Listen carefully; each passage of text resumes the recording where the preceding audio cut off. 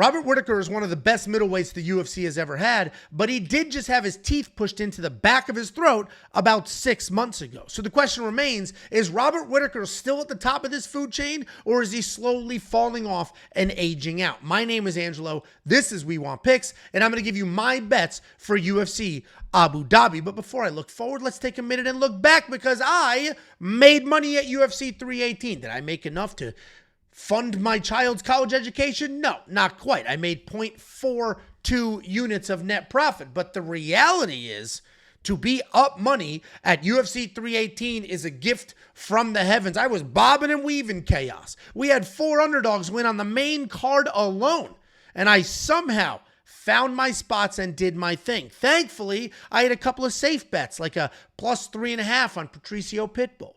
I knew he could win that fight. I was afraid of the Bellator curse with these guys coming over and not finding success, but I still placed that bet and that cashed. I had a nice 3-leg parlay that did quite well with Atabak Gutierrez, Ryan Spann, and Jimmy Crute at plus 133. We had a couple of solid bets. We made money on that card. We made money at UFC Nashville. We made money at UFC 317. 3.11 units of net profit over those 3 cards with a 23% ROI. Let's look to ride that success into UFC Abu Dhabi this weekend. And I'm making some of this money by A, avoiding chaos. I am avoiding chaos with the bets, and if you look at my bets closely, you will not see the same name listed more than once. I am not parlaying one person into 5 different entries. Obviously, there's some exceptions like Ilia Topuria. I was positive that guy could have been in 1,000 parlays and he would be fine. But if you take a look at UFC 318, the only name that you see more than once is Patricio Pitbull, and those were safe bets with the plus 3.5. I just needed him to win a round. The inside the distance decision, no action.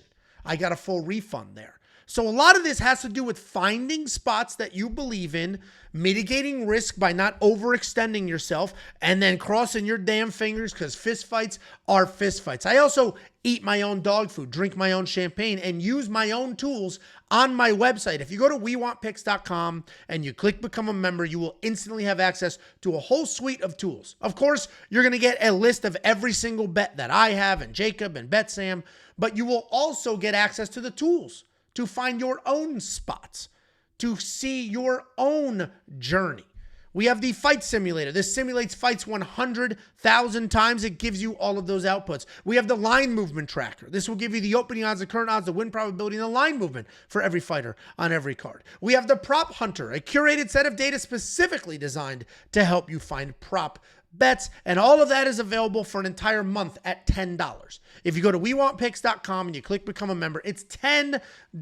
No upsell, no cross-sell, no packages, no tiers, no bullshit. It is $10 for every single thing. All the tools, all the bets, all the picks, the artificial intelligence, everything. And here's what that month looks like. You're going to get UFC Abu Dhabi. You're going to get the 2 fight nights. You're going to get UFC 319. Unlock all the tools. Do your own research. Do your own tape study. Tail our bets. Whatever you want to do. One package, $10. $10. You can't even get a Big Mac for $10. WeWantPicks.com. Click Become a Member at the top. Let's take a look at this card specifically. I'll show you the bets in the next slide. Let's talk in some generalities. If we're talking about confident favorites and solid underdogs, I could list every single person on this card. You can give me any name on this card, and I can make a meaningful argument how and why they win their fight. This card feels a little crazy. So let's hope Big Ange, like last week, is avoiding the risk, not taking too many chances, and just slow and steady, consistent money. On this card, if I'm looking at confident favorites, Damon Blackshear should be able to get it done. Davey Grant's an older guy. He relies on just pressure and volume. And while he might have a little bit of success against Damon, who can be gun-shy at times, Damon is faster. Damon is stronger. Damon has better grappling. Damon's got more power. Damon should absolutely win this fight. He's better in every single category except sheer volume, and I think he should be good. Stephen Nguyen. It's always tricky putting a guy coming off a loss in your most confident favorite list, but the reality is he's fighting somebody who sucks at fighting. He is fighting Mohammad Yahya. Mohammad Yahya is tough. Mohammad Yahya will take his beating, but he's only on this card because he literally lives nearby. Stephen Nguyen is an interesting prospect because he had 3 fights on the Contender Series. He won 2 of those fights, came into his UFC debut, lost an absolute banger, but he did lose. He should win this fight. He's being set up for success here, and I think he finds it. Carlos Leal, he should absolutely win here. This guy is dangerous. This guy is durable. This guy gets his hands going. He's going to get in your face. He can defend takedowns. We watched that against his fight with Renat Fakhretdinov. Carlos Leal should win here unless he gets screwed on the scorecards like he did last time he fought over here. Then we have Shara Magomedov. Shara Magomedov is minus 600, not plus 600. Good old-fashioned big hands typo. This should be a mostly striking matchup. He's a very good striker with an incredible chin. He's fighting Marc-Andre Barriault. Marc-Andre Barriault is a decently well-rounded fighter. Good everywhere, amazing nowhere. I don't think he's going to be good enough to just sort of take down and wet blanket Shara, so then he's going to be striking with him, and he's certainly not the better striker. Shara Magomedov should absolutely win this fight. Looking at underdogs. As I mentioned, you could take any fighter on this card, throw him up here, and I can make a meaningful argument why they're a great underdog. Asu Alimbayev is a guy that I actually do think wins. It's not an argument for argument's sake. I actually bet on him. He was already on this card. He had a full fight camp. He was supposed to be on this card. He lost his opponent. So he has a short notice debut, not a debut, step up. And now he's a dog. He opened in this matchup at minus 400, was bet all the way down to an underdog. Asu Alimbayev can wrestle. Asu Alimbayev can grapple. He can strike. He's got great cardio. I think he wins this fight. I don't even think it's that close. Because if the striking's not going the way he wants it to, he can just kick it in the high gear with the wrestling. So I think Asu Alimbayev beats Loner Kavanaugh. I'll show you that bet. Or Jose Ochoa, the same way Loner Kavanaugh beat him. And I'll show you that bet on the next slide. Martin Buday. I got no bet here, but I do think he can win. I get it. He's not very handsome. He just looks like kind of a sloppy dad at Costco on a Sunday. But the reality is Martin Buday is a well-rounded fighter. He's got good striking technique. He's got decent footwork. He's got good takedown defense, good takedown offense. Like Martin Buday is a well-rounded fighter, and he's fighting a UFC debut jiu-jitsu nerd. Does that jiu-jitsu nerd happen to be huge? Yeah, he is. Is he insanely dangerous? Of course, he's a jiu-jitsu nerd. But his opponent needs to get this to the ground to win this fight.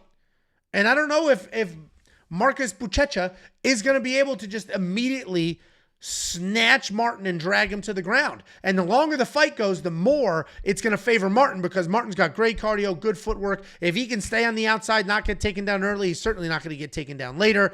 And to top it off, Martin Buday is not a big overcommit guy, meaning he's not just going to launch right hands, leaving his legs wide open to be taken down. He takes his time, he's boring as shit, and that actually might work in his favor here. Then we have Marcus McGee in the co-main event. Marcus McGee is a very good fighter. I fully understand how good Petr Yan is. I fully understand that Petr Yan's a favorite. He probably should be. I picked Petr Yan to win. But if I'm looking at solid underdogs at this price point, Marcus McGee is a good underdog. Marcus McGee can get his hands going. Marcus McGee has a ton of first-round knockouts. He's got good offensive wrestling. He's got a giant brick head, so he's not an easy guy to put out. The only flaw we've really seen from him recently is when he got his legs chewed up in his last fight, and he was just up on the scorecard, so I had to dance around a little bit for that to not get worse. But Marcus McGee could absolutely sneak out a win here. The problem is, sort of foreign territory, those judges' scorecards might get interesting. And then Renier de Rider in the main event. This dude is tremendous. He is accomplished. He has 2 belts at ONE FC at light heavyweight and middleweight. He's got 2 losses on his record. Those were the same person. Renier de Ritter is a giant guy who can come forward, drag fights to the ground, and dominate from there. We've seen him a little sloppy, so he's relatively unproven at sort of this level, the Robert Whittaker level, but he's beating the people he's supposed to beat. He's got 2 finishes in his 3 UFC fights. Actually, 3 finishes. The Gerald Meerschaert fight was sloppy, but the reality is Renier is phenomenal on the ground. He doesn't panic. The striking is okay. It's awkward enough to give some people a hard time. Renier could absolutely win this fight. Here's a look at my actual bets. This is what I've done with my money. I mentioned I was up money last week, the week before that, the week before that. We're running a nice little streak. And last week, to be up money was somehow a miracle. I literally just saw the graveyard that was people on Twitter's bets. I'm down 19 units. Oh, what are you going to do? No, not Big Ange. Did I hit every bet? Of course not. That's fucking impossible. Did I make more money than I put out? Yeah. Yeah, so we gooch, babe. We're riding high and hoping for more of the same here. And you're going to notice, again, I don't have multiple names tapped in here. I don't have Asu in 4 parlays. I didn't take Carlos Leal, say he's a lock, and parlay him 6 times. Trying to keep it clean, trying to keep it straightforward, and trying to mitigate my risk. I have a half a unit on Asu Amabayev at minus 105. His line's been kind of weird. He was minus 115 on DraftKings the other day. He's minus 103 today. It's kind of all over the place, but minus 105, underdog money. I'll take it, half a unit. Then I have Billy Elikana and Ibo Aslan over 1.5 rounds. That's probably one of the riskier bets I have here, but at essentially even money minus 110, I feel like Billy is a slow starter. He'll take his time. He'll stay on the outside. He doesn't come bum rushing in. He's got an actual fight camp this time. Ibo Aslan does come bum rushing in, but Billy's a durable, tough guy. Obviously, his UFC debut wasn't pretty, but that was a short notice UFC debut.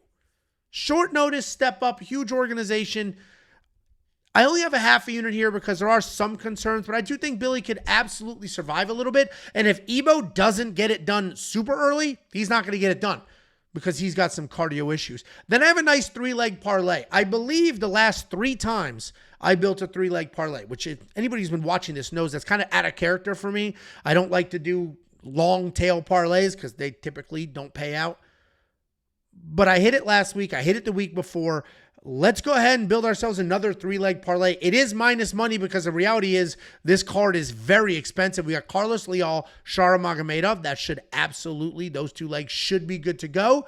But that wasn't good enough, so I went ahead and I added the co-main event over 2.5. Marcus is tough and durable. Petr Yan has proven himself a million times over. I think we end up with a decision in that fight. It's only 3 rounds, so we should be good with the over 2.5 there. That's 1 full unit at minus 114. Then we have Bogdan Guskov, win inside the distance, decision, no action. And this is, in my opinion, a great bet because Bogdan could absolutely, without question, knock out.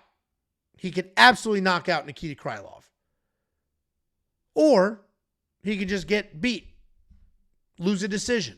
He's a tough dude. I don't imagine him getting knocked out. Submission risk is there, but I think he'll be good enough to survive if he loses. So that's what this bet says. If Bogdan Guskov knocks out Nikita Krylov, we get paid at plus 140. If he loses a decision, hell, if he even wins a decision, we get a full refund. The bet never happened. We had 2 of these last week. They both refunded. And I like doing this in dangerous underdog type spots. And then we have the safety parlay. Safety parlay, 1 full unit. You can check out that and every other bet. There will be more bets coming. I'm sitting steady right now at 3.5 units, but I'm filming this on Thursday. On Friday, we get the significant strike prop lines. We get the takedown prop lines. And I feel like there's going to be some spots there I'm going to enjoy quite a bit. Check out every pick, every bet, every tool. Sign up now, wewantpicks.com. Here's a teaser for some of the other bets that we've got going on. I have one here that says not placed. I'll explain that in a second. You got Bet Sam's Slam of the Week. It didn't hit last week, but that Slam of the Week hits, I'm doing off the top of my head, so I might be wrong, like 80% of the time. Like 80% of the time, that Slam of the Week hits. It's a phenomenal, very consistent bet. Sometimes it's a parlay. Sometimes it's just one single money line. This week, it is a parlay. It's minus 132. I actually love it. The reason I didn't place the exact same bet is because I saw he had it, and I didn't want to be double exposed to the other guys on premium. Minus 132. He's slamming it with 3 units. Go check it out on the website. Then we have Jacob's bet. Said Nurmagomedov inside the distance decision, no action. This is the exact same bet that I just broke down with Bogdan Guskov. If Said finishes Bryce Mitchell, you get paid out. 1 unit at minus 150. If you don't, if he loses a decision, you get a full refund here. And this is a decent bet because Said Nurmagomedov has the ninja chokes, has the guillotines. We just watched Bryce Mitchell get ninja choked. So if he shoots a takedown, that necks out. Said Nurmagomedov is quite literally the best in the division at finding it. We have Jacob's lock of the week. It is plus 900. Plus 900 lock of the week. Check out his video. I'm not going to take the shine away from him. It is a plus 900 lock of the week. In the video, it says plus 880. He filmed the video, then placed the bet, ended up being plus 900. The difference between plus 880 and plus 900 is nothing. Go check that out. I saw it, and I was like, this actually is not terrible. This is not terrible. He has a quarter of a unit on that. And then I have a bet here that says not placed. I was about to place a Marcus McGee plus 3.5. I was going to put a quarter of a unit on it. That is a plus 100 bet. You will not see this on premium because nobody placed it. Okay, this is just me speaking to you. We're brainstorming. I did not place this bet. Nobody on premium has placed this bet, at least as of right now. But all this means is Marcus McGee would need to win a round. And maybe the first round. What's the narrative that's out there? Petr Yan's a slow starter. Petr Yan gives up the first round to find his reads. And if that's the case, then Marcus McGee will win that first round. And even if he loses the next 2 rounds, this bet will cash. The one and only reason I didn't place this bet is because it feels like the last couple times I've placed a plus 3.5 bet, there's some random rogue 30-27 scorecard that doesn't need to be there. I'm very tempted to do this one. I haven't quite done it. Plus 100. All he has to do is win one single round on the judges' scorecards. We have 23 plus total units of premium bets on the board. 6 units of that are for future events, not this card. You can unlock every pick, every bet. You can unlock all of it at WeWantPicks.com. Just click Become a Member at the top, and you'll get it for these 4 fights. You will get the UFC Abu Dhabi fight card. You'll get the Tatsuro Taira. You'll get the Roman Dolidze, Anthony Hernandez fight card, and you'll get UFC 319. Every pick, every bet, every tool. WeWantPicks.com. Click Become a Member at the top. I opened up this entire thing with a slide that showed you my confident favorites and solid underdogs, their bet online odds, and then their bet openly odds. And you saw in every single one of those cases, bet openly had better odds, and that's because they are not a sports book. Bet openly is peer-to-peer betting, human to human. And because they are not a sports book, and because it's human to human betting, they can offer better odds. They don't care who wins or loses because they're not trying to keep the profit. They're just facilitating the money between 2 strangers, and they take 1% from the winnings. If you win $100 off of somebody that ran their mouth in an internet comment section, you'll get 99. They lose 100. Bet openly keeps $1. You keep 99 of it. They take 1%. And the reality is, I love bet openly, not just because like better odds. And if you bet enough, that means a huge deal. A huge deal. You can go from losing money to winning money on a card because of the odds differences. But I love it. Not for that. I love it to solve arguments. Genuinely. Every single person on my recap video is a genius. I film my recap videos immediately following the event, and they're all geniuses. Everybody is an after-the-fact genius. The easiest way to solve the genius problem is to get ahead of it. Criticize the pick when I make the pick, not after. Not after the result. Criticize it when I make it. Hit me up in the Discord. I'll send you a Bet Openly link. We'll bet the other side. Check them out at betopenly.com or wewantpicks.com/betopenly. And now, though they are not a sportsbook, we do have sportsbook affiliate partners. And if you use any of the affiliate links for the sportsbook affiliate partners, we'll send you $50 as a thank you. They're going to pay us a commission, and I'm going to pay you. Very, very simple. wewantpicks.com/bets. You use the link, you sign up, you make the deposit. I will send you $50 as a thank you.